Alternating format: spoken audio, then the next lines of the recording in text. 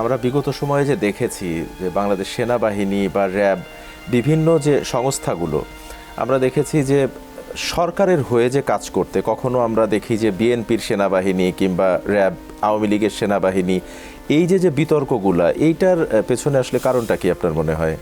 তাদের তো দেশের স্বার্থে কাজ করা উচিত। একটি বিষয় আপনাকে আমি বলতে চাই যে আমাদের কিন্তু এই যে ডিজিএফআই বলেন, এনএসআই বলেন, র্যাব বলেন, সেনসিটিভ, আমরা পুলিশ বাহিনী বলেন, বিজিবি বলেন, এই যে আবার পুলিশের ভিতরে এসবি, ডিবি, যে খুব সেনসিটিভ আপনার ডিটেকটিভ যে ইন্টেলিজেন্স ব্রাঞ্চগুলো আছে, আপনি যদি খেয়াল করে থাকবেন যে আমাদের গণতান্ত্রিক প্রক্রিয়া শুরুর পর থেকে এটা কিন্তু ধীরে ধীরে রূপান্তরটা ঘটেছে।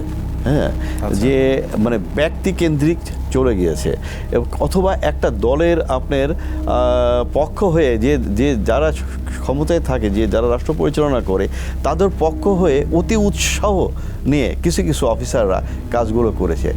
এবং আমি বলবো না যে আপনারা জাতীয়তাবাদী দলের সময় যে ঘটে নাই 91-96-এ, আপনি যদি খেয়াল করতে, মাত্রা ওয়াজ ভেরি লেস, খুব কম, মানে এই লেজুর ভিত্তিটা খুবই কম ছিল। আপনি 96, 2001-এ যান, সেখানেও যে খুব বেশি ছিল তা না, কিন্তু আমরা খুব কুৎসিতভাবে লক্ষ্য করলাম 1/11-এর পর থেকে, হ্যাঁ, 1/11-এর পর থেকে আপনি এটা একটা চূড়ান্ত রূপ ধারণ করলো দলীয়করণটা। দেখেন, র্যাব কিন্তু গঠিত হয়েছে 2004 সালে। কখন গঠিত হলো র্যাব? যখন দেশের আইন শৃঙ্খলা আমাদের প্রতিবেশী ভারতের প্রত্যক্ষ মদদে, আপনি কি মনে করেন 64টা জেলায় যে বোমা হামলা হলো, এই যে সিনেমা হলগুলোতে বোমা হলো, হ্যাঁ, এ কিন্তু 2000 আওয়ামী লীগের গভর্নমেন্টের সময় শুরু হয়েছে। হ্যাঁ, যে অনেকে বলে যে বিএনপি সরকারের সময় আপনার জঙ্গি উৎপাদন হয়েছে। আমি তো বলবো জঙ্গি উৎপাদন তো শুরু হয়েছে আওয়ামী লীগ সরকারের সময়। চাষাড়ার যে বোমা হামলা যে মারা গেল, আওয়ামী লীগ সরকারের সময়। উদিসের বোমা হামলা আওয়ামী লীগ সরকারের সময় যশোরে। রমনা বটমনের বোমা হামলা আওয়ামী লীগ সরকারের সময় যশোরে। তার মানে একটা ট্রায়াল প্র্যাকটিস হয়েছে। এরপরে আস্তে আস্তে এটাকে চূড়ান্তে নিয়ে গিয়েছে, যখন বিএনপি ক্ষমতায় ছিল, সরকারকে আন্ডারমাইন করার জন্য। হ্যাঁ, তখনই কিন্তু র্যাব গঠিত হলো। র্যাব গঠিত হওয়ার পরে কিন্তু র্যাব কিন্তু চমৎকার কাজ করছিল। আমরা কিন্তু র্যাবের সে প্রথম দিককার অফিসার। আমি সেই বিষয়টি আপনার কাছে জানতে চাই যে 2004 সালে গঠিত হবার পরে র্যাব দেশের জন্য যা অবদান রেখেছে, যা কাজ করেছে, নিঃসন্দেহে প্রশংসার দাবিদার।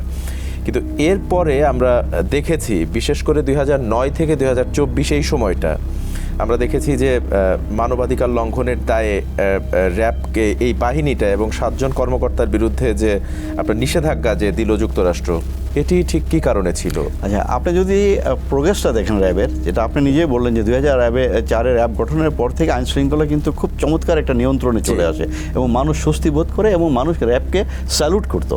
আমি দেখেছি, আমি নিজে র্যাবের তখন অধিনায়ক ছিলাম। মানুষ যখন যেতাম রাস্তায়, মানুষ খুব স্বস্তি বোধ করতো। মানুষ আমাদের কাছে আসতো, আমাদেরকে উৎসাহ দিত, আমাদেরকে কাজ করার সময় প্রচুর সহযোগিতা করতো। আমরা তো দিন রাত, আপনার অনেক রাত্রি গেছে, 2-3 রাত্রি ঘুমাই না, আমরা জঙ্গলে ঘুরে বেরিয়েছি। এই জেএমপির এগুলো, এই শাহেক আব্দুর রহমান, এই বাংলা ভাই, এই যে আপনার আব্দুল আওয়াল, এই যে আপনার তার যে জামাই শাহেক আব্দুর রহমানের জামাই রনি, এগুলো মনে করেন যে বড় বড় সালাউদ্দিন, এগুলো সব কিন্তু আমাদের গ্রেপ্তার করে, এবং এক সময় তো তাদের 5 জন ফাঁসিও হলো। সব কিন্তু র্যাব করেছে। কিন্তু কর্নেল গুলজার, আপনি জানেন, one of the best RAB ADG ছিলেন ওই সময়। কর্নেল গুলজারের নেতৃত্বে আমরা অসংখ্য অপারেশন করেছি, প্রায় 3 শতাধিক উপরে আপনার জিএমবি গ্রেপ্তার করেছি আমরা, নির্ঘুম রাত কাটিয়ে।